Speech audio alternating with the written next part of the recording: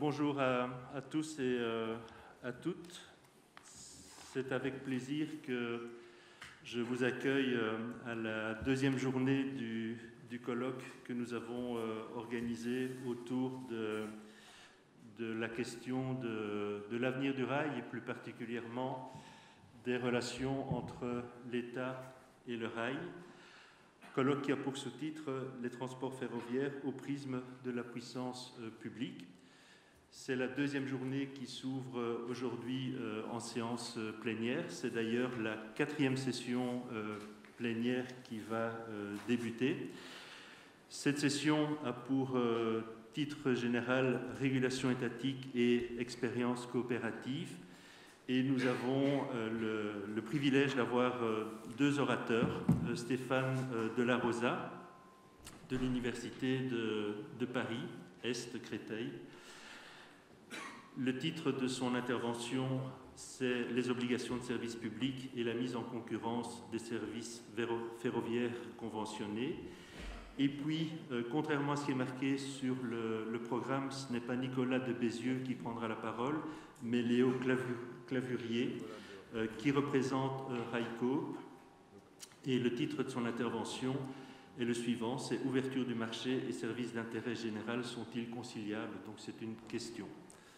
Je passe la parole directement à M. Delarosa.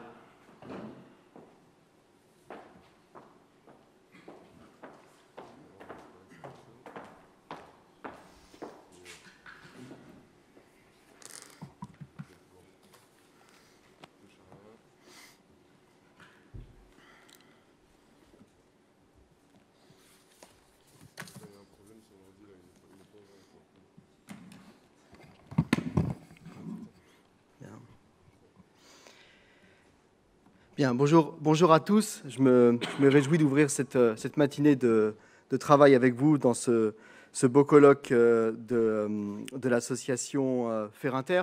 Je suis convaincu effectivement de la nécessité de croiser les différents regards sur les mutations de l'activité ferroviaire.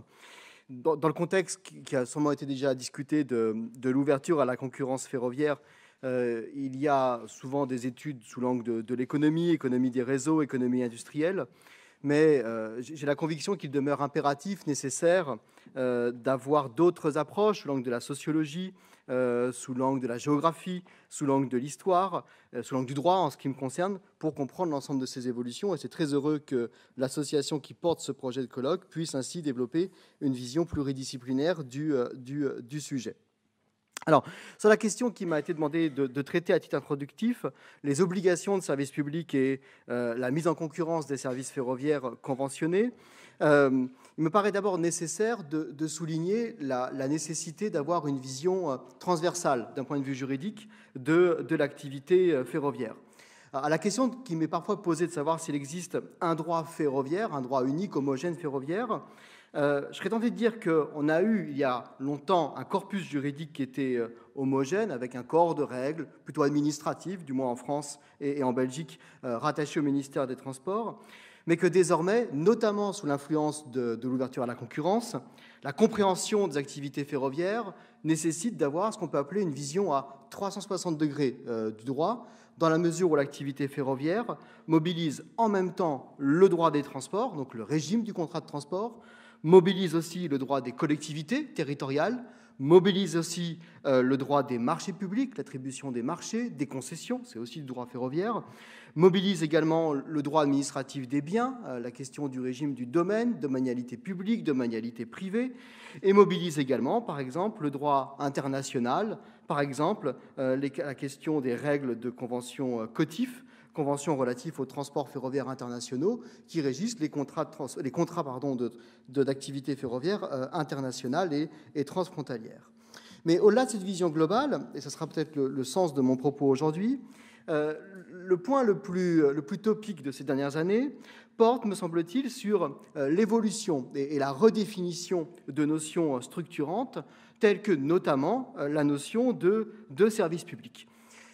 Rappelons peut-être à titre introductif que l'activité ferroviaire et le service public entretiennent de longue date une relation qui est historiquement fusionnelle, dans la mesure où c'est dans le cadre de l'activité ferroviaire que, historiquement, le juge, notamment en France, le juge administratif et plus encore le Conseil d'État, a dégagé au XIXe siècle, au début du XXe siècle, des règles essentielles qui gouvernent le service public. Et ceci se vérifie sous 3 points. Ça a été vrai par rapport à ce qu'on appelle l'activité consultative du Conseil d'État. On ne le sait pas forcément, mais au XIXe siècle, presque un quart, voire un tiers des avis rendus par le Conseil d'État étaient liés à l'activité ferroviaire, sur la réglementation des concessions, sur le contenu des équilibres des contrats de concession, sur l'évolution des tarifs applicables par les concessions. C'est vrai également d'un point de vue jurisprudentiel. Il y a de grands arrêts du Conseil d'État qui ont été rendus sur des questions ferroviaires. Par exemple, un avis de 1849, chemin de fer de Rouen au Havre, qui portait sur la responsabilité des sous-traitants dans les contrats de concession ferroviaire. Et puis c'est vrai aussi sur le statut de l'entreprise. Il y a un très fort intrinsèque fusionnel entre le statut de la SNCF et le service public. Rappelons ainsi que sous l'empire de la loi Loty de 1982, qui a été passablement donc modifiée par la loi Pacte ferroviaire de 2018, le Code des transports soulignait que la SNCF avait pour objet, puisque la formulation a été modifiée, d'exploiter, selon les principes du service public, les services de transport ferroviaire de personnes sur le réseau national, lien intrinsèque entre le principe de service public national et la SNCF, lien qui a été modifié, réécrit en tout cas, par la loi du 17 juin 2018. Alors, ce lien intrinsèque, à mon sens, il est sensiblement modifié, revu, reconfiguré sous l'influence du droit de l'Union et sous l'influence des règles précisément qui gouvernent l'ouverture à la concurrence. Et c'est ce point plus particulièrement sur lequel je voudrais insister. L'influence, elle paraît inévitable dans la mesure où le droit européen, les règles qui sont contenues dans les traités, dans le droit dérivé, eh bien, ne comportent pas véritablement ou tout à fait la même notion de service public et font beaucoup plus référence à une notion plus économique qui est la notion de service d'intérêt économique général qui figure à l'article 106 du traité pour soumettre justement les activités de service d'intérêt économique général aux règles de concurrence prévues dans le traité, entente et abus de position dominante. Alors, de la confrontation du coup de ces notions qui nous viennent du droit européen et qui sont reprises inévitablement dans le 4e paquet avec les notions de droit interne, il y a plusieurs mouvements qui ressortent, plusieurs tensions qui ressortent, sur lesquelles je voudrais m'approfondir. Une tension qui est liée à la reconfiguration de la notion de service public ferroviaire, une tension qui est liée à l'articulation des formes de régulation ferroviaire, open access et obligation de service public, et une perspective peut-être qui peut être liée à la redéfinition ou à des projections de redéfinition du service public ferroviaire. C'est sur ces 3 points que je voudrais m'entendre ce matin avec vous. Alors d'abord, sur la reconfiguration de la notion de service public ferroviaire. Cette reconfiguration, elle résulte nécessairement de la centralité d'un texte dont vous avez peut-être déjà parlé, mais qui me paraît essentiel ici, qui est le règlement OSP, Obligation de service public, le règlement 1370-2007, qui donc date de 2007, qui reprend un vieux règlement de 1969 sur les régimes de transport.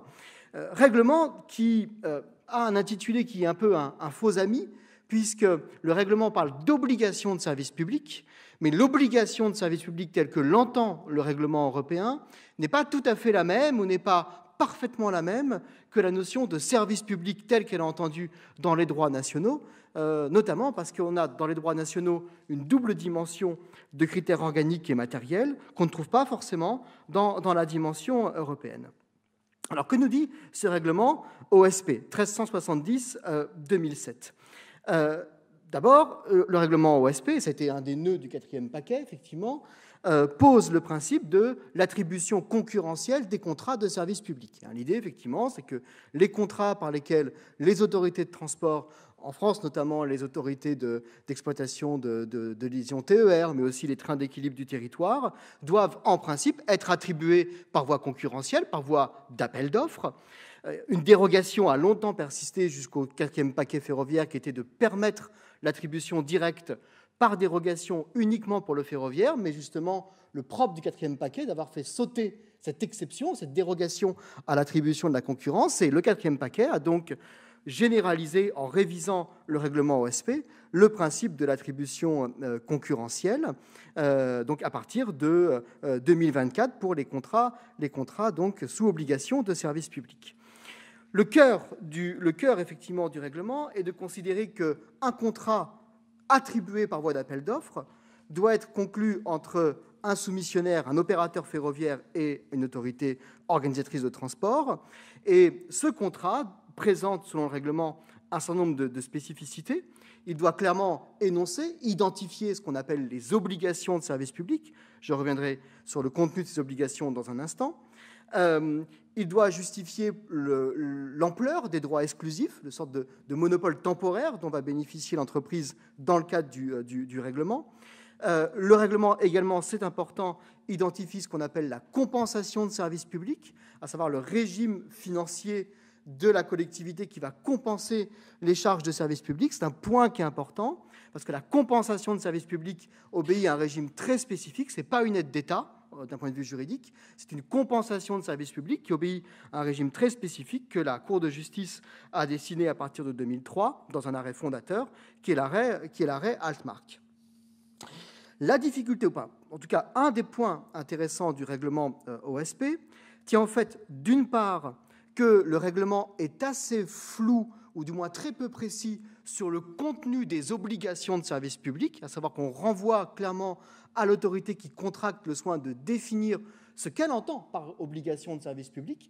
Donc ça peut être la qualité du transport, ça peut être sa régularité, son tarif, les aménagements, l'accessibilité par rapport aux personnes handicapées, aux enfants, la question de la connexion. En tout cas, il y a une très large marge de manœuvre. Et il n'y a pas de liste claire dans le règlement OSP de ce qu'on entend comme obligation de service public. C'est large, c'est volontairement large parce que le règlement est le fruit d'une négociation qui n'a pas été évidente. Et donc, du coup, ça conduit inévitablement au niveau de chaque autorité de transport en Europe, les régions donc en France, les communautés en Espagne, les provinces en Italie, à définir elles-mêmes leurs propres obligations et avoir leur propre conception de l'obligation de service public ferroviaire dans leur environnement de proximité.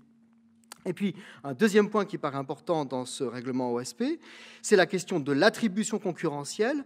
Le texte est également assez peu précis sur comment on attribue par voie concurrentielle ces contrats de service public ferroviaire.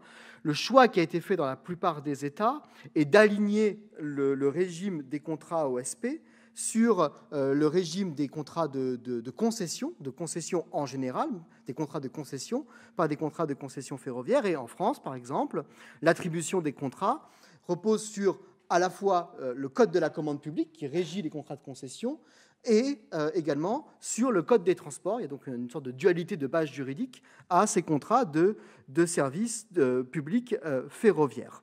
Ajoutons enfin que le contrat pose des limites de durée à ces contrats, c'est important. La durée des contrats ne doit pas excéder 10 ans pour les contrats de service de bus, ça peut être sur le bus, 15 ans pour les services de chemin de fer.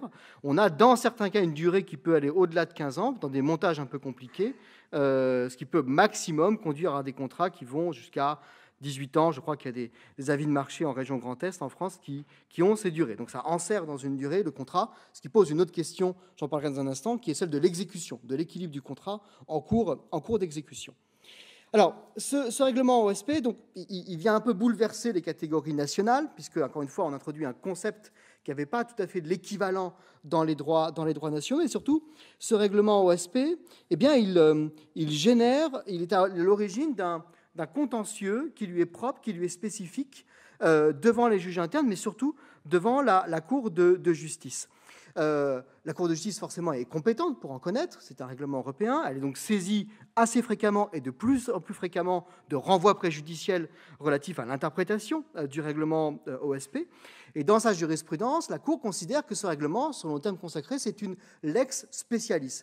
Une lex specialis, un droit spécifique propre au contrat qui doit donc faire l'objet d'une interprétation qui lui est propre, mais qui, bien sûr, va présenter des liens avec le droit économique général de l'Union et le droit de la concurrence. Alors, quels sont les grands traits du contentieux qu'on observe dans le régime de l'OSP ? Le premier type de contentieux que l'on observe, c'est le contentieux de l'attribution directe. J'ai dit effectivement que le règlement OSP pose un principe d'attribution concurrentielle, mais, il y a un mais important, on a pas mal d'hypothèses dans lesquelles le règlement OSP maintient la possibilité d'attribuer sans concurrence directement le contrat pour des petites lignes notamment, pour des lignes qui ont des caractéristiques géographiques particulières, pour certains territoires enclavés, pour des lignes qui ont des technologies qui leur est propres, par exemple des lignes métriques qui ne sont pas dans le réseau national. Et donc, du coup, ça favorise parfois la volonté de certains autorités organisatrices d'attribuer directement le contrat, sans mise en concurrence, souvent à l'opérateur historique, et souvent, ça va devant la Cour de justice pour savoir si on était ou pas dans l'hypothèse de l'attribution directe du contrat. On a ainsi un arrêt de 2019, région de Sardaigne, Regione Autonoma Sardegna, une affaire C515-18 de la Cour, où la Cour a confirmé clairement la possibilité d'une attribution directe, ici sur un cadre insulaire en Sardaigne, du fait de la configuration de l'île, ce qui tend à montrer que le régime de l'attribution concurrentielle n'est pas, comme on le croit parfois, la règle absolue tout le temps. Il y a des aménagements, mais qui supposent d'être connus de manière fine par les autorités et d'être dans les clous, on va dire, du règlement OSP. Un deuxième type de contentieux que l'on observe devant la Cour, c'est le contentieux de la compensation de services publics, c'est-à-dire l'ampleur, la marge financière que va verser la collectivité en compensation des coûts supportés par le concessionnaire dans son contrat de service public ferroviaire. Donc là, ce n'est pas vraiment, à mon sens, une spécificité du règlement OSP. Il y a tout un lien à faire avec la jurisprudence Altmark. Disons juste, pour être pédagogique, car je crois que l'assistance n'est pas que composée de juristes, mais je répondrai bien évidemment à toutes les questions. Le cœur de la difficulté est celle sur la notion de profit raisonnable, c'est-à-dire qu'on peut compenser les charges de service public en couvrant l'ensemble des coûts des obligations de service public et en laissant ce qu'on appelle un profit raisonnable, reasonable profit, à l'opérateur. La question est de savoir qu'est-ce qu'on entend par profit raisonnable, surtout sur ces contrats de longue durée qui sont à 10 ou 15 ans, et comment concevoir sur de long terme ce profit raisonnable. Ça aussi, ça génère un contentieux relativement abondant. Troisième type de contentieux que l'on observe, c'est le contentieux de la redevance,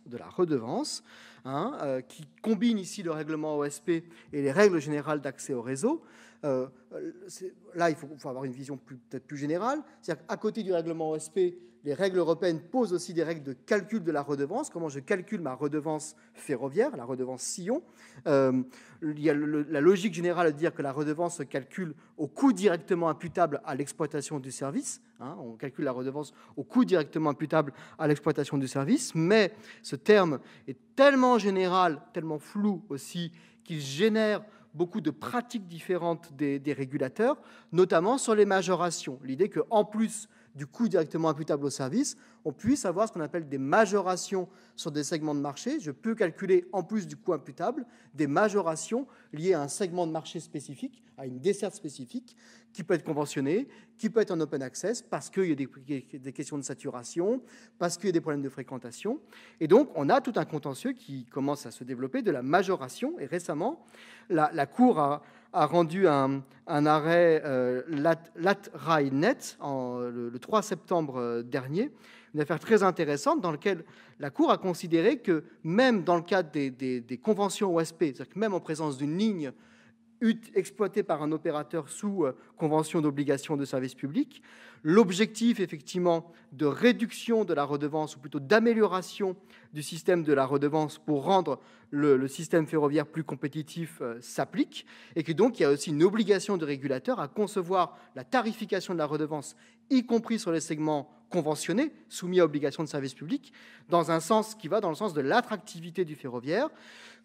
C'est sous conclusion conforme de l'avocat général espagnol, et cela tend effectivement, peut-être à terme, cet arrêt, à obliger également les régulateurs à faire baisser la redevance, ou en tout cas à forcer une certaine diminution de la redevance, y compris sur les segments conventionnés, sur les segments sujets à obligation de service public. Donc voilà pour la première idée que je voulais voir avec vous, c'est de reconfiguration, tant dans le concept d'obligation de service public que dans le type de contentieux. On voit que dans le type de contentieux que je viens ici de brosser à grands traits, on est sur d'autres problématiques que celles qu'on a classiquement, on va dire, dans le droit du service public, les questions d'équilibre du concessionnaire, les problématiques de continuité, de mutabilité, qu'on appelle en France les principes du service public. Là, c'est plutôt d'autres problématiques qu'on a devant la Cour de justice, avec d'autres questions plus concurrentielles, plus liées à l'équilibre économique de ces contrats et à la redevance. Alors, ce bouleversement des concepts induit une autre question, qui est celle de l'articulation des formes de régulation ferroviaire. On le sait, le point central, effectivement, de la régulation ferroviaire qui nous vient du droit de l'Union tient à la dualité des formes de régulation ferroviaire, conventionnement, OSP d'un côté, open access de l'autre, accès libre au réseau, service librement conventionné, ce que cherche à faire RICOOP. Alors, cette distinction, cette articulation des formes de régulation ferroviaire, impulsée par le 4e paquet, introduite par les États, appelle d'abord une remarque en termes de limite de distinction ou de réflexion sur l'articulation de ces deux formes de distinction, conventionnée d'une part, open access d'autre part. Un point sur lequel il me paraît très important d'insister, c'est la très grande marge de manœuvre qu'ont les États pour choisir ou pas le conventionnement. C'est-à-dire qu'on a un socle dans le règlement OSP, permettre ou pas d'avoir des obligations de service public sur ces lignes, au niveau des AOT, au niveau des États, mais le choix de faire peser des obligations de service public, il dépend des États et, le cas échéant, des autorités organisatrices de transport. Et donc, du coup, ce schéma de liberté renvoie à une très grande hétérogénéité de la pratique des États. On a des États, effectivement, dans lesquels une très grande partie du réseau est conventionné et sous régime d'obligation de service public. Et là, j'ai consulté pour préparer cette conférence le rapport récent de l'IRG-Rail, dans lequel on voit que certains États, la Bulgarie, la Hongrie, la Belgique, où nous nous trouvons, l'Estonie, les Pays-Bas, notamment, sont des États dans lesquels on a 90%, 95% du réseau qui est sous obligation de service public, donc qui est soumis à ce régime d'attribution que j'ai présenté à l'instant. À l'inverse, on a d'autres États, comme l'Allemagne, par exemple, comme l'Italie, un peu moins la Lettonie, dans lequel on a 20, 30, 40%, parfois plus, jusqu'à 60%, du réseau qui peut être en open access, c'est-à-dire hors champ de l'OSP, sous régime de demande de sillon, comme veut faire RICOP ou comme vont faire prochainement Tello en France sur la liaison vers Lyon et à terme Renfe, où là, il n'y a pas de conventionnement de service public, il y a un contrat de sillon, d'accès au sillon. Donc du coup, cette diversité de pratiques, ça conduit à une très grande hétérogénéité de pratiques. Il y a peut-être un concept assez général d'obligation de service public en droit européen, dans le règlement, qui génère son contentieux, mais la mise en œuvre selon les États est extrêmement diverse du fait des choix politiques, d'aménagement historique que font les États. Et surtout, c'est réversible. C'est-à-dire qu'une ligne peut être sous OSP à un instant T, 10 ans après, l'État peut choisir de plus soumettre à OSP une ligne ferroviaire. Je pense par exemple à la desserte des trains d'équilibre du territoire. C'est sous obligation de service public en France, c'est l'autorité contractante et l'État de ces TET, mais potentiellement, c'est pas forcément un vœu que j'appelle, mais potentiellement en droit, ça serait possible de déclasser la qualification et de ne pas être sous OSP pour les liaisons Nantes-Lyon et Nantes-Bordeaux. C'est un choix politique que fait l'État. Donc ça, c'est un premier point. Et ça illustre, à mon sens, la distinction de la limite conventionnée open access, sachant que, et je pense que l'intervenant suivant en parlera, sachant que dans l'open access, on peut aussi avoir non pas une obligation de service public, mais des logiques de service public, au sens des logiques d'aménagement du territoire, même si ce n'est pas juridiquement des obligations de service public. Et le projet que porte RICOP, cette idée effectivement de réinvestir des lignes, alors parfois peu utilisées comme les transversales en France, parfois utilisées mais insuffisamment comme les latérales vers Thionville et jusque dans le sud de la France, eh bien, si ce n'est pas juridiquement, certes, une obligation de service public, il n'en reste pas moins qu'on a une logique de service public liée à l'aménagement du territoire, liée à l'accès effectivement au transport et à la logique de solidarité qui anime historiquement le service public tel que la doctrine l'a conçu historiquement. Alors, outre effectivement cette limite de distinction, se pose aussi la question de l'articulation entre les modes, open access d'un côté, conventionné OSP de l'autre, et ce point renvoie directement à la question du test de l'équilibre économique du contrat qui va servir de point de jonction entre les deux formes de régulation, open access ou obligation de service public. L'idée, effectivement, est lorsqu'un opérateur veut effectivement intervenir en open access, eh bien, la collectivité ou le territoire effectivement qui est traversé par un projet d'open access peut faire l'objet par l'autorité organisatrice de transport d'une demande de test d'équilibre économique, par lequel effectivement le régulateur, alors en France l'autorité de régulation des transports, mais tous les autres équivalents en Europe, vont voir si l'arrivée du nouvel entrant en open access va schématiquement bouleverser l'équilibre économique du contrat de service public. Comment peut-il bouleverser l'équilibre économique du contrat de service public ? Eh bien, en ayant des conséquences en termes de substituabilité de l'offre et de déplacement du comportement des consommateurs. Et donc le test de l'équilibre économique, qui est complètement formalisé par des règlements très précis, des règlements d'exécution de la Commission, repose sur des critères assez précis, assez techniques. Est-ce que les services sont substituables entre les lignes ? Est-ce qu'il y a des impacts économiques liés à l'arrivée d'un nouvel entrant sur une ligne TER ? Est-ce qu'il y a des pertes de recettes, de passagers, d'exploitation qui seraient liées à l'arrivée du nouvel entrant ? Et si effectivement le test est positif, si on considère que tout en partie le nouvel entrant bouleverse l'équilibre économique du contrat, alors l'ART, le régulateur, peut rendre une décision soit négative, soit, je dirais, partiellement positive pour admettre le nouveau service. Et c'est ce test qui est, dans la conception d'ensemble de la régulation ferroviaire, censé faire la jonction entre les deux formes de régulation, sous conventionnement et en open access. Alors, ce test, à mon sens, il pose plusieurs questions. D'abord, il pose la question de la spécificité des critères utilisés en matière ferroviaire. Le test, il n'est pas forcément nouveau. C'est-à-dire que ce test, on l'a aussi lorsqu'on fait arriver un nouvel entrant en matière de transport par bus. C'est-à-dire qu'on a déjà du contentieux où on a une compagnie de bus qui va en open access, en quelque sorte, dire « voilà, je vais desservir deux villes ». Et du coup, la région peut dire « oui, mais cette compagnie de bus va malmener, modifie l'équilibre économique de mes contrats de TER dans telle ou telle région ».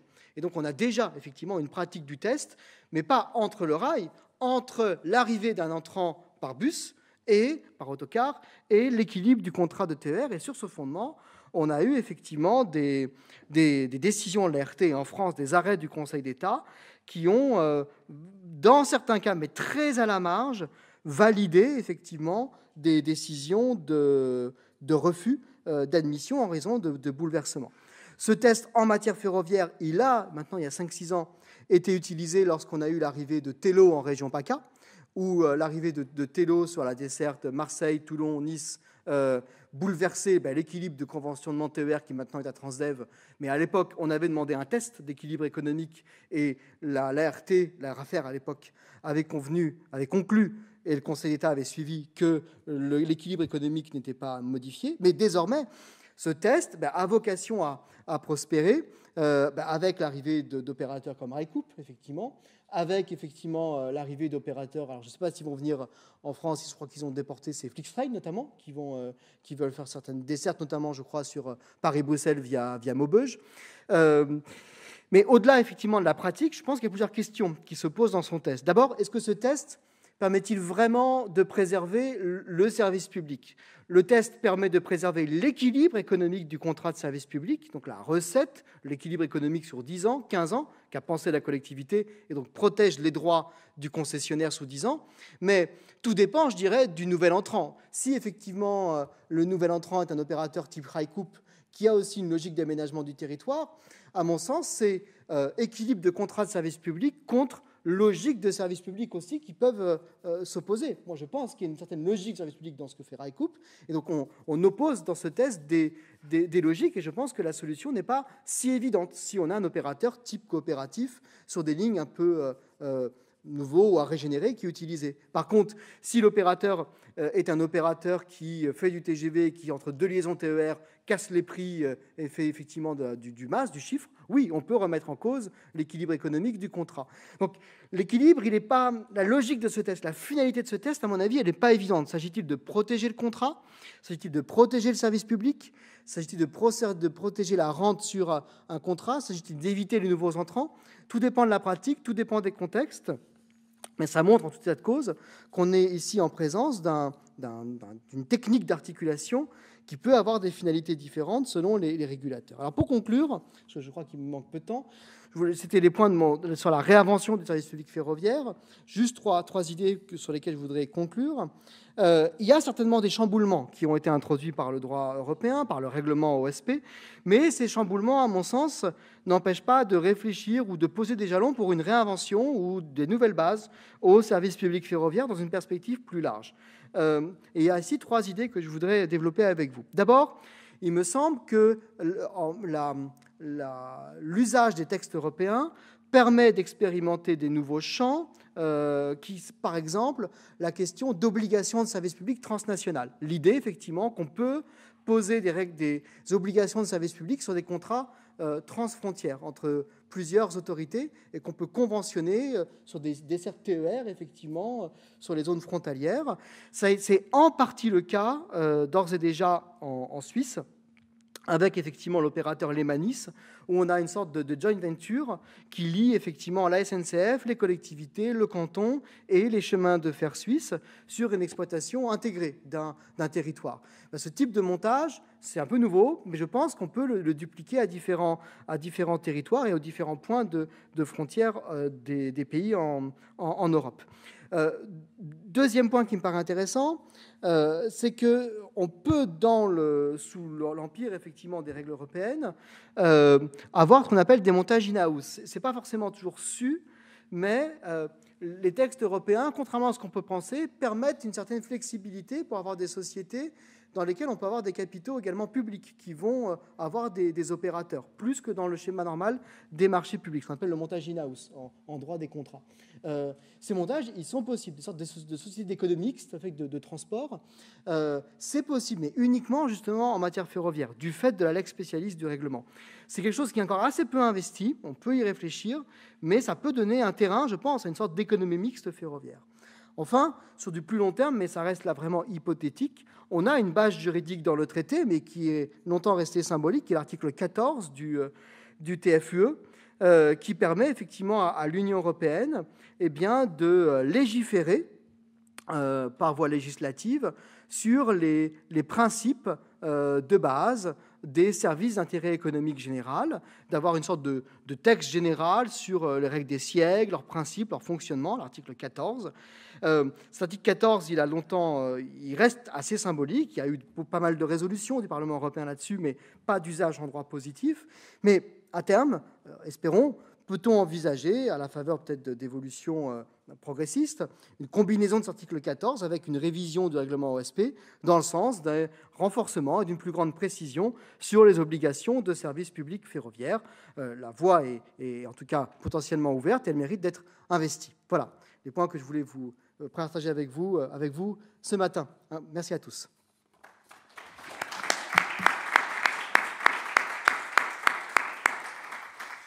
Merci beaucoup pour cette approche juridique, notamment de l'obligation de service public.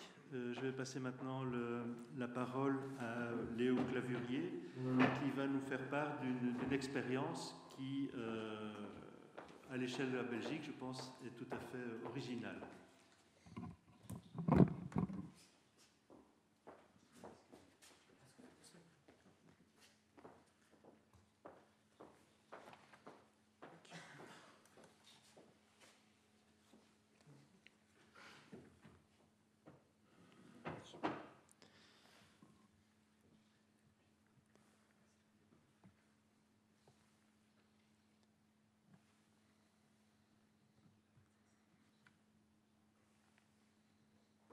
ici avec le PowerPoint. Ouais, normalement, ça devrait s'afficher. Voilà. C'est bon. Parfait. Donc, merci pour l'invitation. Bonjour à toutes et tous. Donc, je travaille chez RICOP et je suis également sociétaire de RICOP. Ce que je souhaitais vous présenter aujourd'hui, c'était déjà rapidement réintroduire RICOP. Je sais que certains d'entre vous connaissent, heureusement, mais je pense que ce n'est pas forcément connu dans les moindres détails par tous. Et ensuite, j'essaierai de brosser un petit peu le panorama de nos relations avec les collectivités pour montrer en quoi RICOP s'inscrit dans une logique de service public ou de service d'intérêt général. Donc, nous sommes une entreprise ferroviaire, naturellement, sous forme coopérative, ça vous l'avez compris. Nous avons donc un statut de SIC, Société coopérative d'intérêt collectif. C'est un statut qui est relativement récent, en fait, qui permet d'avoir dans les sociétaires à la fois des citoyens, des entreprises, des associations, mais également des collectivités. Et donc, c'est ce qui fait un petit peu la particularité de RICOP dans le milieu ferroviaire. On a aujourd'hui, donc les chiffres sont plus tout à fait à jour, on a à peu près 9000 sociétaires globales qui sont à 90% des personnes physiques. Et nous sommes agréés ESUS, donc entreprise solidaire d'utilité sociale, depuis cet été. Notre objectif, c'est donc de renforcer l'usage du ferroviaire sur le territoire français et à plus long terme éventuellement européen. Donc c'est vraiment une logique de complémentarité avec les services existants. On n'est pas dans une volonté de prendre des parts de marché à la SNCF ou à d'autres opérateurs. On veut vraiment créer des services ou recréer des services qui ont existé par le passé. Donc, une société coopérative d'intérêt collectif, elle a naturellement une obligation d'équilibre économique. On doit être rentable. On n'est pas une association à but non lucratif. Et on doit mettre l'essentiel de notre résultat en réserve pour favoriser l'objet social de notre entreprise, donc le renforcement de la part du ferroviaire. La coopérative fonctionne sur un principe démocratique, c'est-à-dire qu'une personne égale une voix. Donc, peu importe le nombre de parts sociales qui ont été prises par les sociétaires. L'intérêt de cette coopérative, c'est que ça nous permet à la fois de lever des fonds. Donc aujourd'hui, on a 3 millions d'euros de capital grâce à tous les citoyens, les entreprises, etc. qui nous ont rejoints. Ça facilite aussi le travail avec les collectivités, donc ça, je vous en parlerai un petit peu après. Et ça crée une communauté engagée, c'est-à-dire qu'on fonctionne avec des cercles de sociétaires qui réfléchissent ensemble aux services qu'on va développer. Donc, voilà, vous voyez les 5 collèges qui sont présents chez RICOP. On a en fait une pondération. Chaque collège a 20% des voix dans la gouvernance. Donc, vous voyez une carte de nos sociétaires. On a aussi des sociétaires qui sont à l'étranger. Et donc, dans les cercles de réflexion, on a 18 cercles. Et donc, ce sont des sociétaires, il y en a plusieurs centaines qui sont engagés pour voilà, proposer des nouveaux services, je sais pas, proposer des services de fret, décider des lignes qu'on va opérer. Voilà, toutes sortes de décisions qui peuvent être prises sont engagées avec les sociétaires. Alors, pourquoi RICOP s'est créé en 2019 ? C'est une opportunité de marché, naturellement. L'ouverture à la concurrence, comme l'a bien expliqué Stéphane.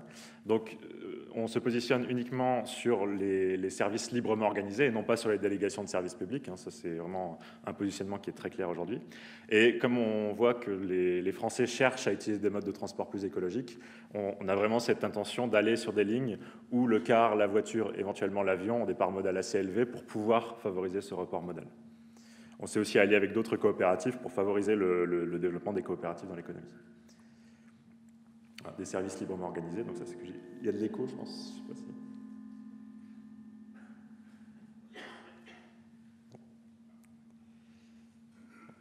Bon, j'espère que ça va aller. Donc, on va développer une offre de fret, donc même plusieurs offres de fret, avec un principe de ligne régulière de fret, donc en complémentarité là aussi au service public, au grand corridor de fret, sur des lignes locales. En fait, on cherche à apporter des petits volumes à des grands corridors, et on va commencer dès le 15 novembre 2021 sur une ligne entre Viviers-de-Cazeville et Toulouse-Saint-Jory. Donc pour transporter notamment du fret de la mécanique vallée. Donc il y a beaucoup de sous-traitants d'Airbus et des industries aéronautiques dans la région de Viviers-de-Cazeville. Sur l'offre de voyageurs, donc nous on cherche à opérer uniquement des trains classiques, donc pas TGV, sur des liaisons province-province, sans passer par Paris. Favoriser l'intermodalité avec les autres modes de transport, notamment les vélos, et proposer un service co-construit avec les sociétaires. Vous voyez ici la première ligne qu'on va opérer à partir de juin 2022, donc entre Lyon et Bordeaux, en passant par le Massif central, qui va permettre de désenclaver une grande partie du Limousin et de l'Auvergne, qui sont aujourd'hui des territoires qui sont mal desservis, et avec à nouveau une part modale de la voiture et du car qui sont très élevées, Et par ailleurs, la ligne aérienne Lyon-Bordeaux est la première ligne en termes de voyageurs, si on exclut les lignes qui passent par Paris. Donc c'est quand même aussi un enjeu de report modal. Voilà, et là vous voyez donc les 10 lignes qui ont été notifiées à l'autorité. Bon, je crois qu'il y a encore de l'écho, enfin je ne sais pas si ça va. Non. Bon. Donc les 10 lignes qui ont été notifiées à l'autorité de régulation des transports en juin 2021, ce sont donc des lignes qui ont été choisies par nos sociétaires. Ouais, peut-être.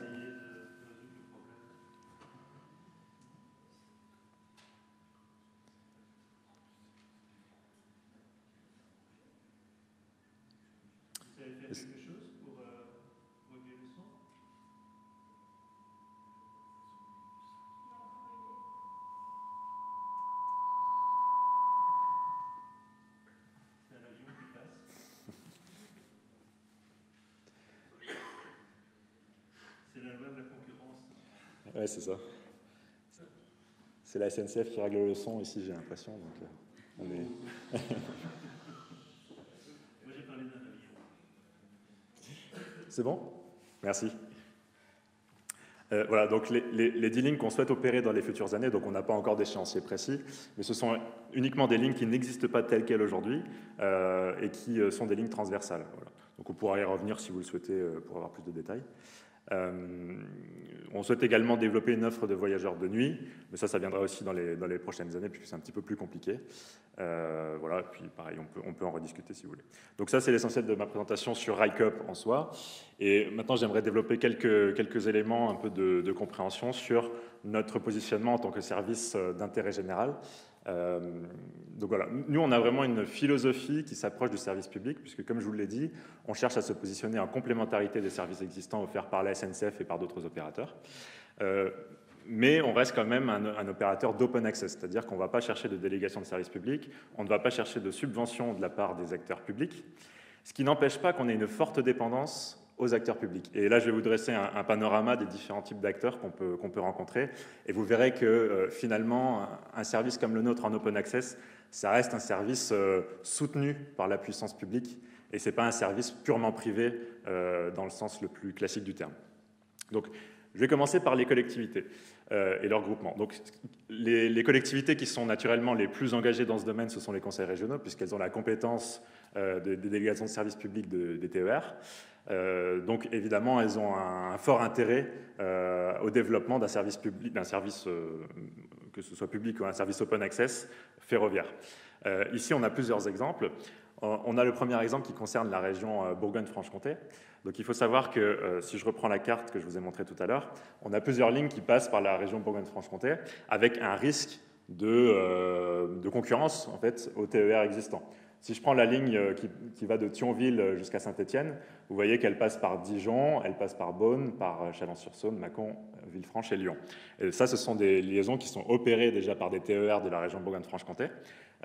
Donc ça veut bien dire que si on offre ces mêmes liaisons, il y a un risque qu'on concurrence des services TER existants. C'est pourquoi la région Bourgogne-Franche-Comté a demandé à l'autorité de régulation des transports d'effectuer un test d'équilibre économique, donc c'est ce qu'évoquait Stéphane, pour vérifier qu'il n'y ait pas de déséquilibre du service existant par les services qui seront offerts par RICUP. Ce qui n'empêche que certaines régions s'inquiètent, mais d'autres régions sont extrêmement favorables au projet. Et là, je pense qu'il y a vraiment 3 régions qui peuvent être citées. C'est tout d'abord la région Auvergne-Rhône-Alpes. Il faut savoir que le matériel roulant que l'on va acquérir très prochainement auprès de SNCF Voyageurs fait partie du parc TER de la région Auvergne-Rhône-Alpes. Et donc c'est bien le conseil régional qui a demandé à SNCF Voyageurs de céder ces rames qui n'étaient plus utilisées donc pour notre service. La deuxième collectivité, c'est la région Nouvelle-Aquitaine, donc naturellement, puisque la première ligne qu'on va opérer passe par Bordeaux. La région Nouvelle-Aquitaine a des discussions avec nous pour envisager la possibilité d'offrir aux abonnés TER de Nouvelle-Aquitaine la possibilité d'utiliser les trains RICUP à des horaires où il n'y a pas de TER. Voilà, vraiment une complémentarité du service TER. Donc, par exemple, si je suis un utilisateur entre Bordeaux et Limoges, je pourrais prendre un train TER avec mon abonnement. Ça reste en discussion, mais c'est les pistes qui sont envisagées. Et la troisième collectivité, la troisième région, pardon, c'est le Grand Est. Donc il faut savoir que le Grand Est devrait prendre prochainement une délibération pour rejoindre le RICOP en tant que sociétaire. Donc c'est une région qui est derrière nous depuis le départ et qui soutient énormément le projet. Donc là, vous voyez qu'on a plusieurs lignes qui passent par le Grand Est, depuis Strasbourg, Thionville et Bâle. Voilà. Il n'empêche qu'au-delà des régions, qui sont les fers de lance dans le domaine ferroviaire parmi les collectivités, on a aussi d'autres types de collectivités et de groupements qui s'intéressent à RICOP. Comme je vous l'ai dit tout à l'heure, nous sommes une SIC, c'est-à-dire que les collectivités peuvent devenir sociétaires de RICOP. Et en l'occurrence, nous avons à peu près une vingtaine de collectivités ou d'intercommunalités qui sont devenues sociétaires, essentiellement sur le parcours de la ligne Bordeaux-Lyon. Je vous prends un exemple, c'est la mairie de Gannat, qui est une ville qui doit faire 5 ou 6 000 habitants, je crois, en Auvergne. Aujourd'hui, la maire de Gannat, Véronique Pouzadou, est devenue membre du conseil d'administration de RICOP. Donc elle participe pleinement à toutes les décisions qui sont prises par le conseil d'administration. De la même façon, en fait, les collectivités, comme n'importe quel sociétaire, peuvent participer au cercle de réflexion des sociétaires pour élaborer des services, pour proposer les liaisons que l'on va opérer. Donc c'est une façon vraiment d'associer des collectivités de façon très, très approfondie. C'est-à-dire qu'on n'est pas simplement dans un échange ponctuel qui serait une fois par mois, c'est des collectivités qui peuvent participer comme n'importe qui aux décisions. Voilà. Donc pourquoi les collectivités hors région s'intéressent à RICOP? Je pense qu'il y a vraiment un intérêt de développer le territoire. Donc c'est une question de développement économique et d'aménagement du territoire, notamment les aménagements de quartiers-gares, qui sont en fait, le cœur des sujets de ce type de petites villes en Auvergne ou en Limousin, où voilà, les gares généralement ont été de plus en plus délaissées, comme les centres-villes. Et donc quand on voit un opérateur arriver pour remettre des espaces en gare, faire vivre la vie économique locale, effectivement on a un intérêt à le rejoindre comme sociétaire. Voilà. Le deuxième élément que je voudrais évoquer, ce sont les institutions publiques au sens large, plutôt au niveau de l'État. Donc il faut savoir qu'on a de très bonnes relations avec certaines agences de l'État. Par exemple, nous sommes en discussion avec l'Agence nationale de la cohésion des territoires via son programme Action Cœur de Ville, qui là aussi cherche à redynamiser des cœurs de ville qui sont aujourd'hui relativement délaissés. Et donc ils sont aujourd'hui, enfin bon, c'est pas encore acté, mais ils sont prêts à nous soutenir pour l'aménagement des gares, pour les travaux que l'on va réaliser dans les gares de la SNCF. Voilà. On est aussi en relation avec l'ADEME qui cofinance des études avec RICOP sur les domaines ferroviaires. Et puis par ailleurs, on a une forte imbrication avec les institutions financières. Donc je prends par exemple la BPI ou la Banque des Territoires qui appartient au groupe Caisse des Dépôts. Ce sont des acteurs qu'on va solliciter pour financer nos fonds propres ou nos quasi-fonds propres qui sont absolument nécessaires pour pouvoir investir dans le matériel roulant, pour pouvoir investir dans tous nos projets, car le capital social qu'on a accumulé avec les sociétaires ne sera pas suffisant, donc on doit nécessairement aller chercher des fonds complémentaires. Naturellement, nous avons aussi des liens avec le ministère des Transports, donc c'est le ministère des Transports qui accorde la licence d'entreprise ferroviaire à RICOP. C'est d'ailleurs la semaine dernière qu'on a eu la nouvelle par rapport à cette licence d'entreprise ferroviaire, donc une très bonne nouvelle. Et évidemment, donc là, ça rejoint un peu ce que Stéphane disait, l'État a quand même ce rôle de conventionnement des trains d'équilibre du territoire. Alors, c'est toujours un petit peu compliqué, parce que c'est vrai que les liaisons qu'on va opérer, potentiellement, pourraient être des trains d'équilibre du territoire, pourraient être conventionnés, et donc soumises à délégation de service public avec une logique d'appel d'offres. Nous, on opère des liaisons qui ne le sont pas aujourd'hui.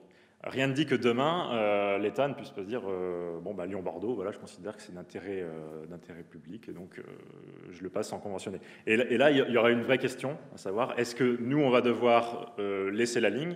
Est-ce qu'on va devoir répondre à des appels d'offres, ce qu'on a décidé de ne pas faire jusqu'à aujourd'hui? Voilà. Donc c'est pour ça qu'on est en discussion, c'est quelque chose qui est assez flou, parce que c'est vrai qu'on doit s'imbriquer avec l'État, on ne peut pas substituer l'État, mais en même temps, c'est aussi à lui de décider si une liaison est TET ou non. Donc c'est un peu...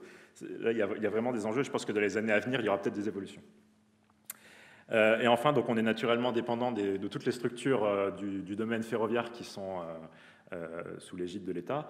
Donc, évidemment, l'autorité de régulation des transports, à qui on doit obligatoirement notifier les services qu'on va opérer très en amont. Donc, je crois que c'est de mémoire 18 mois avant notre date estimée de lancement du service. Pourquoi? Simplement, voilà, même si on est en open access, il faut vérifier qu'on n'a pas de concurrence avec des TER ou des intercités. On est évidemment dépendant de l'établissement public de sécurité ferroviaire qui nous délivre notre certificat de sécurité unique. Donc ça, c'est aussi un gros travail très important. On a d'ailleurs des salariés qui sont issus de l'établissement public de sécurité ferroviaire. Et on est dépendant évidemment de toutes les entités du groupe SNCF. En fait, la concurrence, malgré tout, dépend de la SNCF aujourd'hui. Ça reste quand même une réalité. Que ce soit SNCF Réseau pour l'attribution des sillons, pour opérer à tel horaire, à tel endroit, on voit que voilà, il y a des contraintes qui sont inhérentes à SNCF Réseau. Je prends un exemple bête, mais c'est sur la ligne Bordeaux-Lyon, on sait qu'SNCF Réseau réalise des travaux, par exemple, de jour, en plus de certains travaux de nuit. Donc, de facto, on est limité par l'organisation opérationnelle de SNCF Réseau. Et même si on cherche à la faire évoluer, ça reste une entreprise qui a un fonctionnement en monopole, donc il peut décider de ne pas changer son fonctionnement, même sur demande d'un opérateur. Donc ça, c'est voilà, la première difficulté. Ensuite, on est dépendant de SNCF Gare et Connexion pour la gestion des espaces en gare. Bon, là, il y a moins de complications, mais évidemment, voilà, il y a des discussions sur le montant des loyers, sur l'aménagement des gares, surtout sur des gares comme Lyon, Lyon-Pardieu, Lyon-Perrache ou Bordeaux, qui sont des gares où, évidemment, il y a toujours des contraintes d'espace. Et donc, voilà, comment on répartit l'espace entre les concurrents, effectivement, ça peut être un enjeu. Et enfin, on est dépendant de SNCF Voyageurs. Bien que certains nous disent concurrents, bon, nous, on se considère en complémentarité. SNCF Voyageurs, comme je vous ai dit, nous cède ces rames X72-500 du parc TER de la région Auvergne-Rhône-Alpes. Donc, même si c'est sur demande de la région Auvergne-Rhône-Alpes, c'est quand même SNCF Voyageurs qui était propriétaire et donc qui nous cède les rames. SNCF Voyageurs est aussi le vendeur des titres de transport. Donc, naturellement, on va essayer de mettre en place des ventes combinées, que nous, on puisse vendre des titres SNCF ou que la SNCF puisse vendre des titres RICOP. Donc, voilà, mais ça dépend toujours de la bonne volonté de SNCF Voyageurs. On ne peut pas le décider à leur place. Voilà. Et puis aussi sur la question de la maintenance du matériel roulant. Il y a quelques opérateurs privés qui existent aujourd'hui, mais l'essentiel de la maintenance est quand même réalisé par SNCF Voyageurs. Donc là, à nouveau, on est en discussion avec eux. Donc c'est pour ça, moi je pense qu'aujourd'hui, un opérateur qui arrive sur le marché ne peut pas se passer complètement de SNCF Voyageurs, quand bien même ce serait vu comme un concurrent. Donc en conclusion, moi ce que je veux dire, c'est que l'échec ou la réussite d'un projet comme RICOP dépend complètement du secteur public. Enfin, je veux dire, sans le secteur public, sans l'État, sans ses agences, sans les entités SNCF et sans les collectivités, on ne pourrait rien faire. Il faut vraiment être honnête, on dépend de la volonté politique qui aujourd'hui est derrière nous pour l'essentiel. Donc effectivement, le projet fonctionne bien jusque-là. Et donc même si on se positionne comme un service d'intérêt général, on reste en open access.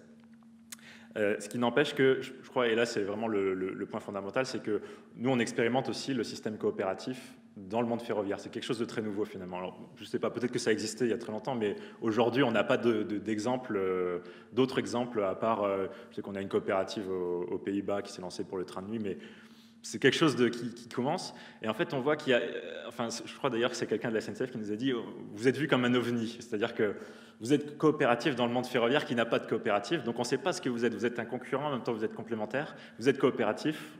Voilà. En fait, la SNCF pourrait même être sociétaire de RICOP, ce serait théoriquement possible. Donc on est encore en train de se construire finalement. Mais voilà, sur tous les points critiques, et là je reviens, c'est vraiment l'essentiel, sur l'accès au matériel roulant, sur l'infrastructure, sur l'accès aux gares, enfin surtout, si on n'a pas le soutien soit d'une collectivité, soit de la SNCF, si on n'a pas au moins de la bienveillance, on ne peut pas arriver derrière à opérer un service d'intérêt général. Voilà.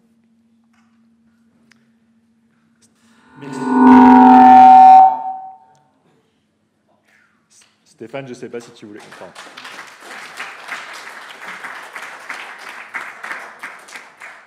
On avait discuté hier avec Stéphane, donc je ne sais pas si tu voulais ajouter des éléments, peut-être me relancer sur certains sujets, sinon on peut continuer la discussion. Oui, tout à fait. Je n'ose pas appuyer sur ton micro.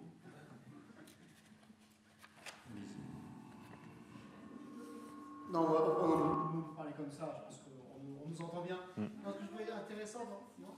Ah, et l'enregistrement, d'accord. Mais venez, monsieur de la Rosa, venez. On répondra aux questions voilà. En direct. Voilà.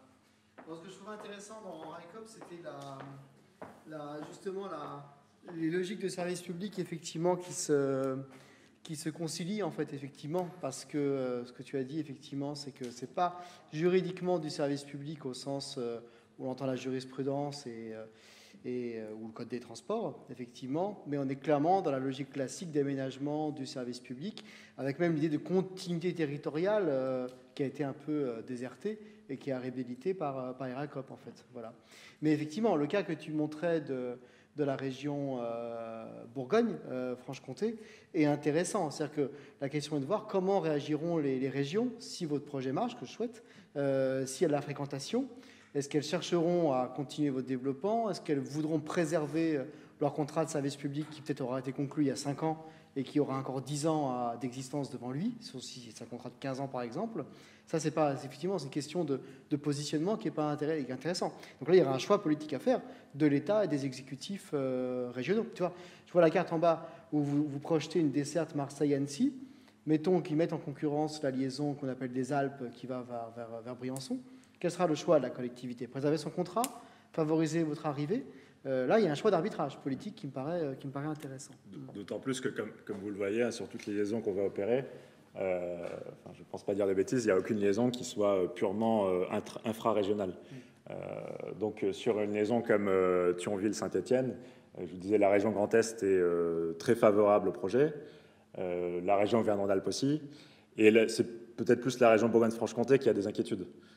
Mais si jamais l'autorité de régulation des transports nous dit en Bourgogne-Franche-Comté, votre projet pose un problème de concurrence avec le TER, qu'est-ce que ça veut dire? Est-ce que ça veut dire qu'on peut faire Thionville, Nancy, Lyon, Saint-Étienne sans passer par la Bourgogne? Enfin, voilà, ça pose quand même des questions difficiles derrière. Et je pense que l'autorité de régulation des transports n'a pas forcément encore anticipé toutes ces questions, tranché tous ces cas. En fait, elle crée la jurisprudence quelque part au fur et à mesure, puisqu'on n'a pas eu encore de projet comme le nôtre à décider. Il y a eu un test d'équilibre économique avec Flixtrain, mais qui n'a pas donné quelque chose au fond sur la desserte Paris-Bruxelles via Maubeuge. La question de savoir si ça a malmené ou pas le contrat de la région Nord, Hauts-de-France maintenant. Mais on n'a pas sur la carte vers Maubeuge, puis après au-delà de Bruxelles. Mais comme il n'y avait pas d'éléments suffisants, il n'y a pas eu d'analyse au fond du dossier. Par contre, on peut avoir des autorisations, mais sous réserve. L'idée de dire c'est possible, mais à condition que Railcoop ne desserve pas telle ou telle gare qui sont cadencées en TER, ou qu'on modifie les horaires pour pas que ça soit aux horaires de pointe du TER. C'est possible. Est-ce que la RT le fera? Je ne sais pas, mais c'est possible en tout cas. Peut-être des questions?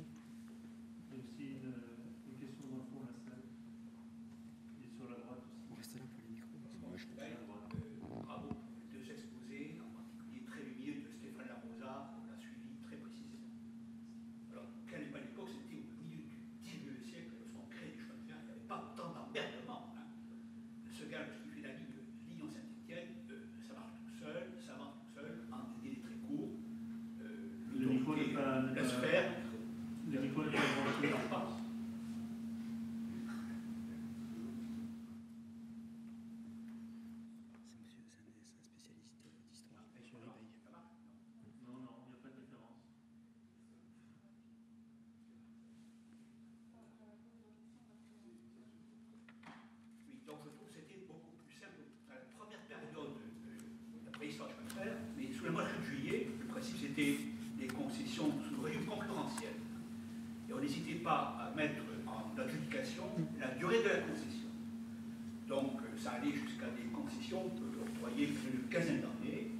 Et très vite les compagnies ont dit, mais attendez, on investit du lourd, du long terme. Elles ont réussi à négocier finalement un alignement vers la concession de 99 ans. Sous le Second Empire, c'est encore plus simple. Le régime de Napoléon III, c'est par un simple décret.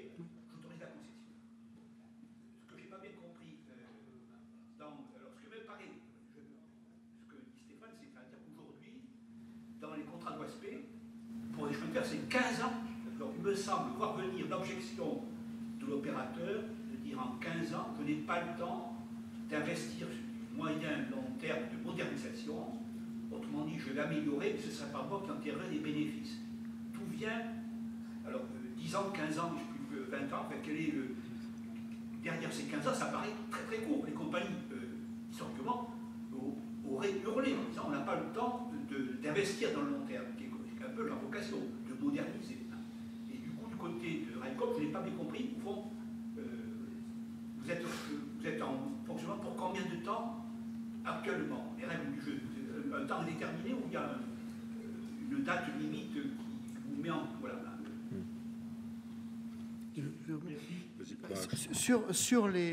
Sur le conventionnement, effectivement, c'est-à-dire qu'on a maintenant un cadre que nous pose ce règlement OSP, avec effectivement 3 grands types de durée, une durée de base de 10 ans, socle, qui me semble-t-il est la durée qui a été retenue pour le contrat en région sud, qui peut monter à 15 ans, et dans certains cas qui peut être majoré de 50%, donc on peut arriver maxima à 18, ce qui est le cas pour les aménagements spécifiques que prévoit la région Grand Est, où on a des montages, infrastructures et exploitations en même temps. En tout cas, il y a ces bases, je dirais, de durée qui sont dans le voilà.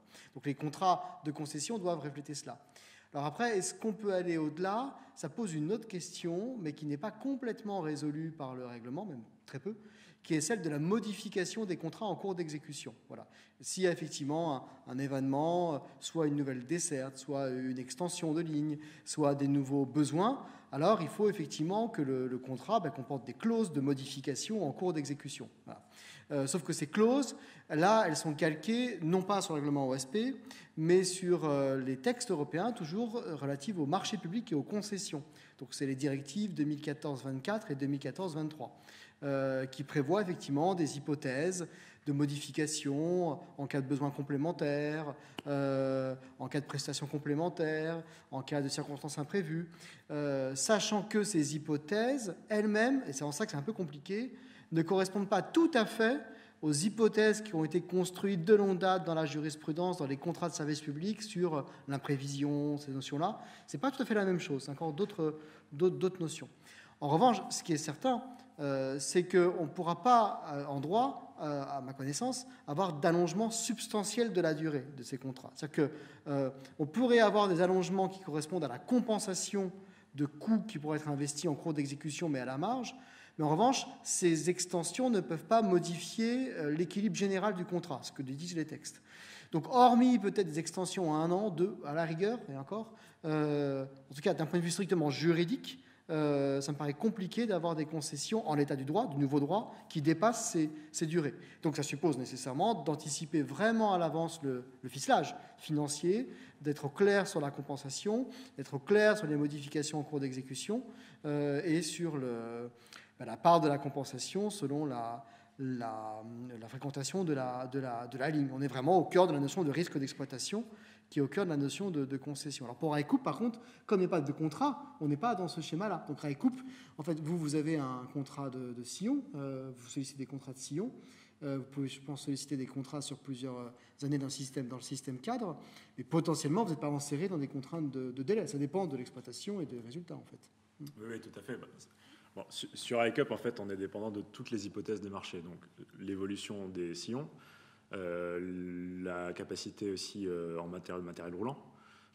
On a des trains là qui vont être des trains d'occasion, donc on sait qu'on ne va pas rouler pendant 50 ans avec ces trains-là. Donc après, il va falloir les renouveler. Quelles vont être les capacités à financer du nouveau matériel roulant ou à en louer. Et puis éventuellement, comme je vous disais, il peut y avoir des hypothèses de reconventionnement de lignes qui auraient été conventionnées par le passé, auquel cas, là, on se positionnerait... alors, soit on essaierait peut-être, à ce moment-là, de candidater à l'appel d'offres de l'État, mais ce n'est pas notre objectif aujourd'hui, ou alors on se désengagerait de la ligne. Voilà. Mais effectivement, on n'a pas de vision, on ne peut pas dire, aujourd'hui, on va opérer ce service pendant 20 ans. Ça, c'est pas possible.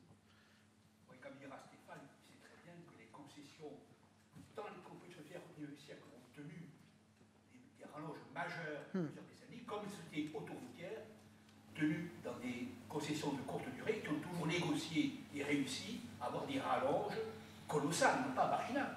Tout le monde dit la tradition française, c'est bien de lâcher du lest sur les concessionnaires privés à ce niveau-là. Ça, en France, on est très très fort dans la combination, voilà, avec les intérêts de ces grands états-majors, ingénieurs des ponts, etc., qui passent de l'un à l'autre, qui peuvent arriver au public et qui, confortablement, vivent dans ces rentes. Mais pour les autoroutes, il n'y a pas de texte socle comme le règlement OSP. Voilà. Donc là, si le règlement OSP reste le même, parce qu'il peut être révisé d'ici 2-3 ans, en tout cas, des rallonges majeures en droit, de mon point de vue, ça ne passerait pas. Mais si on veut investir de leur d'autres questions aussi, sinon ça va tourner en dialogue. Il y a une question. Oui, en fait, Monsieur Majoubi du Maroc aimerait pouvoir poser une question à nos intervenants. Donc, Monsieur Majoubi, si vous m'entendez, donc vous pouvez ouvrir votre micro et poser votre question.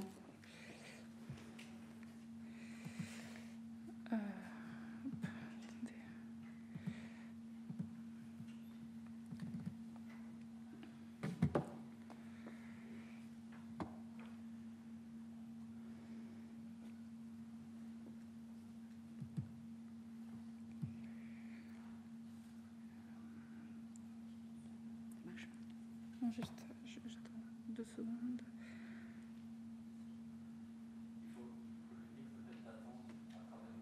Vous pouvez attendre 30 secondes le temps qu'on règle la connexion ici. En attendant, on peut peut-être prendre une autre question dans la salle. Il y avait une question, oui, il y a des questions sur la droite. 3 questions, 4 donc. Tu peux m'inviter ? Vous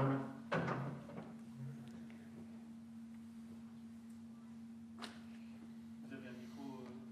Il fonctionne toujours pas notre micro. Donc, je peux vous le donner, mais. Non. Levez-vous et parlez à haute voix pour poser la question et enlevez votre masque, comme ça tout le monde peut vous entendre. La sonorisation a un problème. On peut la reformuler. Bonjour, Miroir Ouassaraïf, je fais partie du LNT à Paris. Et donc, il y a des questions. Une première pour M. Rossa, et que c'est justement autour de la même discussion que vous avez avec M. Ribey, qui n'est pas exactement la même. Et c'est qu'est-ce qu'il se passe si maintenant, on va supposer que l'État serait intéressé en récupérer la liaison Bordeaux-Lyon, par exemple, si ça serait obligatoire donc de Railcoop de sortir parce que quand il a commencé était en open bar et maintenant il n'est plus parce qu'il y a un service public qui s'est déclaré là. Et bien entendu, je ne vais pas faire le mal esprit, mais il y a eu un rapport du gouvernement français publié qui explique les nouvelles lignes TET et qui, comme par hasard, correspond très bien avec quelques lignes que Railcoop avait déjà envisagées. Donc, encore, là, la question c'est évidente. Quelle est la position de Railcoop à ce sujet? Je vous propose qu'on prenne plusieurs questions. Non, on peut prendre. Vous pouvez vous lever.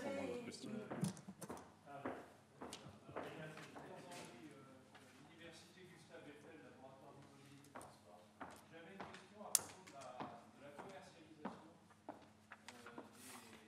des billets, puisque quel canal de distribution vous allez utiliser? Est-ce que vous pourrez être distribué par d'autres?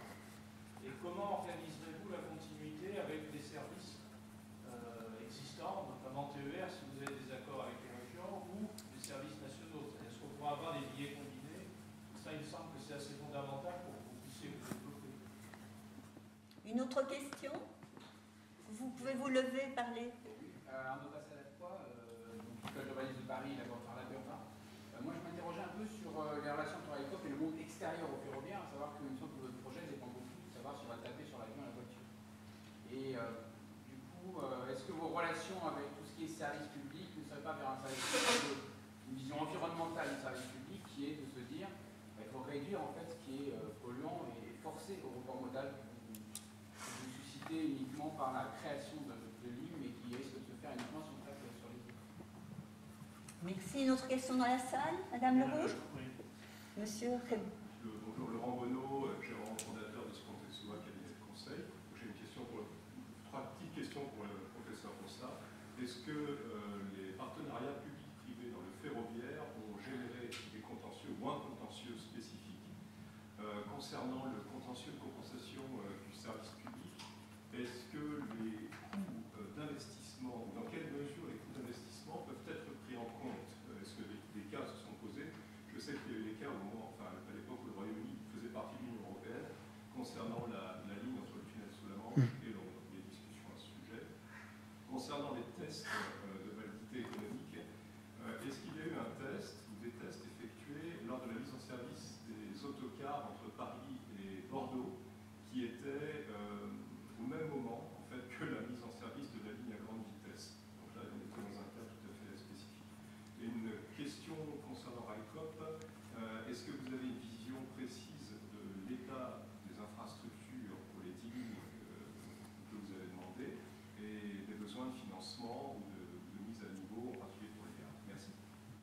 Monsieur Raymond, vous vouliez Georges Raymond de la Suisse et notamment de Bâle, qui est la seule ville étrangère sur leur carte, la seule.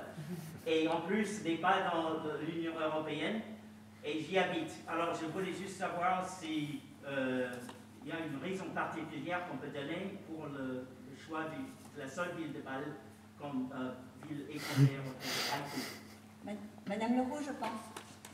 Bonjour, c'est une question pour aussi, moi je suis représentante syndicale pour ACC Transcom, donc je suis non-belge. Tout d'abord, on va regarder votre expérience avec attention, parce qu'effectivement c'est un nouveau modèle intéressant. C'est sur la question du personnel, donc vous n'avez pas évoqué, vous avez parlé du matériel, de l'entretien du matériel, des lignes, des gares, de la billetterie, mais qu'en est-il du personnel également très indispensable? Je propose maintenant juste que l'on essaye d'entendre la question que M. Majoubi veut nous poser. M. Majoubi, vous pouvez prendre la parole, M. Majoubi.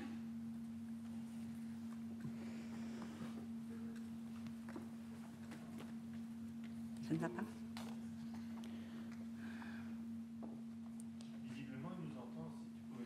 Oui, Monsieur Majoubi, pour l'instant, en fait, on ne vous entend pas. On va essayer de régler le problème du son, mais pour l'instant, on ne vous entend pas.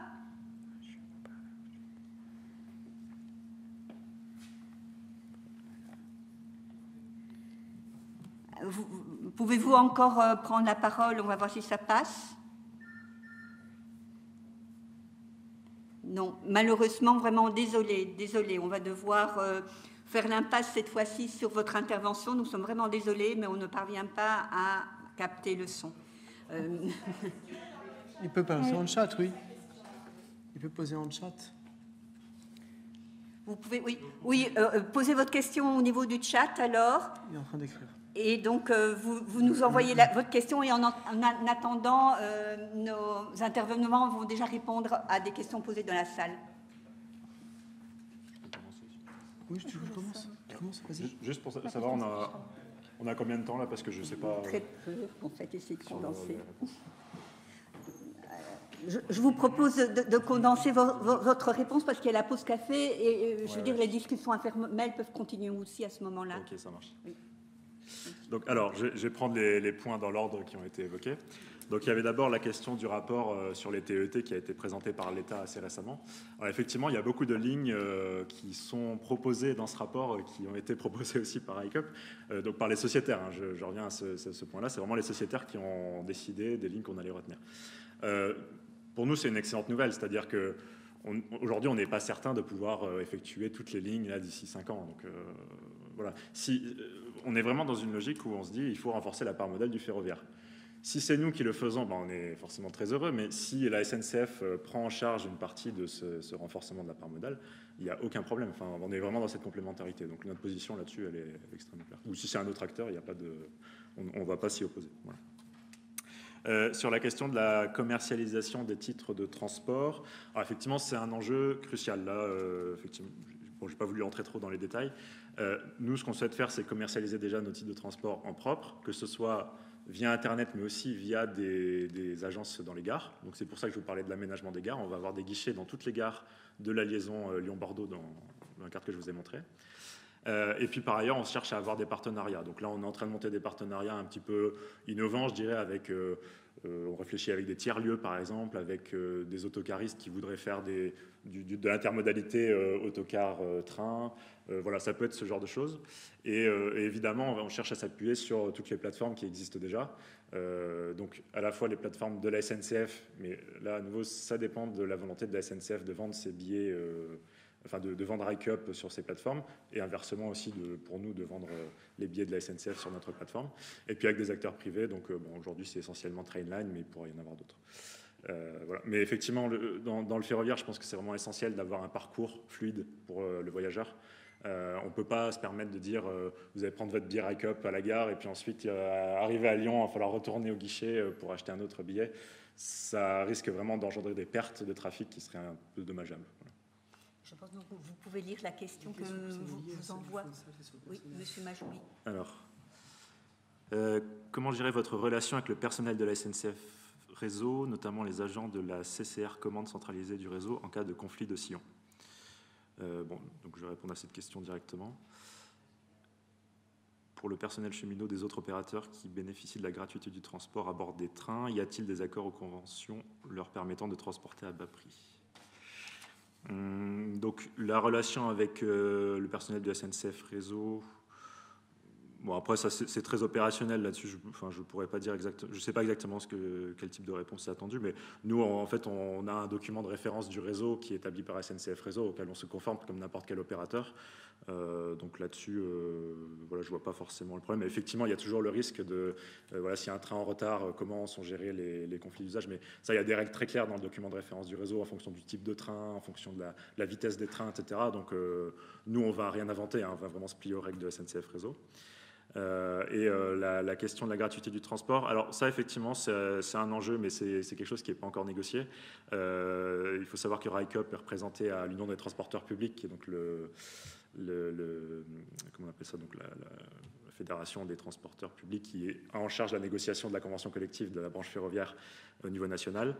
Et il y a beaucoup de choses qui restent à négocier dans la convention collective. Et ce point-là, sur ce qu'on appelle les facilités de circulation, s'applique aujourd'hui aux agents SNCF, mais ne s'applique pas aux autres. Et donc, effectivement, c'est quelque chose qui pourrait peut-être évoluer, mais là, je ne peux pas m'engager, ce sera dans les négociations. Je reprends sur les questions qui ont été posées dans la salle. Donc, alors, je ne sais plus, il y avait une question sur la relation que RICOP entretient avec le monde extérieur au ferroviaire. Donc, si je comprends bien, la question, c'est vraiment sur les autres transporteurs. Hein, c'est bien, par exemple, le car, l'avion, etc. En fait, il y a deux choses. C'est-à-dire qu'on se considère à la fois comme concurrent.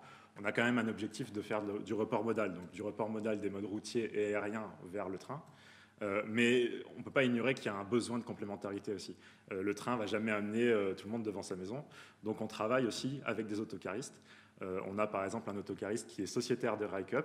Et quand je vous parlais de la vente de billets par des autocaristes, c'est lui qui a proposé cette initiative. En fait, il veut faire des sortes de croisières ferroviaires où les passagers seraient amenés ponctuellement à des endroits touristiques sur la ligne Lyon-Bordeaux.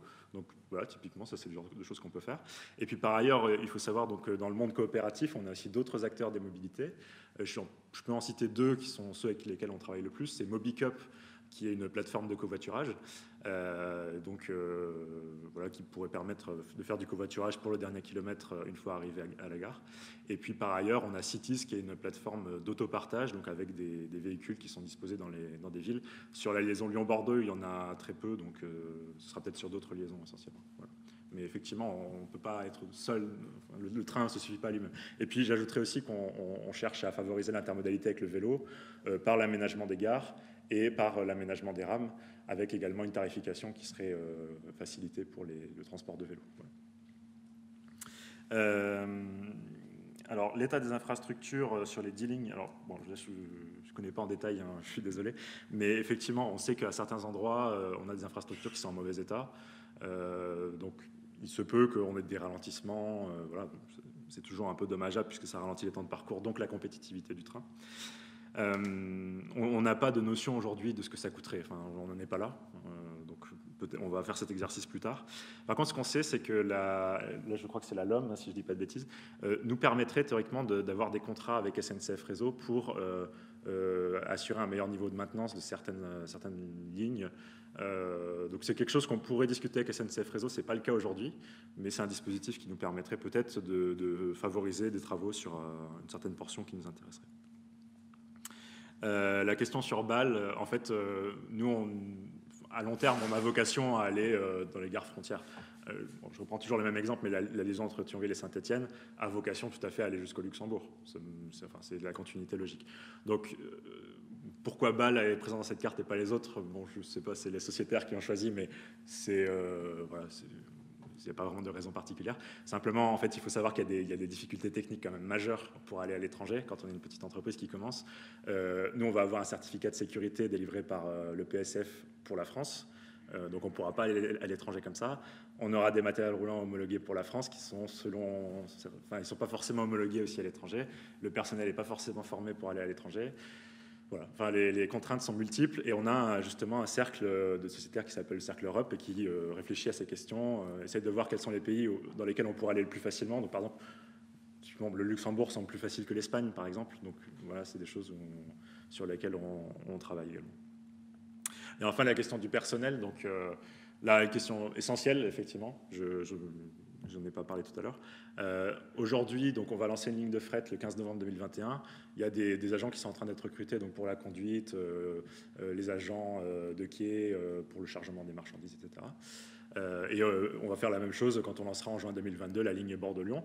Donc nous, on ne va pas former des nouveaux cheminots, puisque déjà il y a une question de temps et de coût. Enfin, aujourd'hui, si on forme quelqu'un, il ne sera pas prêt pour les lignes qu'on va opérer. Donc on recrute des personnes qui sont issues déjà du monde ferroviaire, essentiellement de la SNCF, évidemment. C'est des personnes qui soit ont une volonté de changer d'environnement de travail ou un changement personnel, ou alors même qui sont attirés aussi par l'aspect coopératif de RICUP.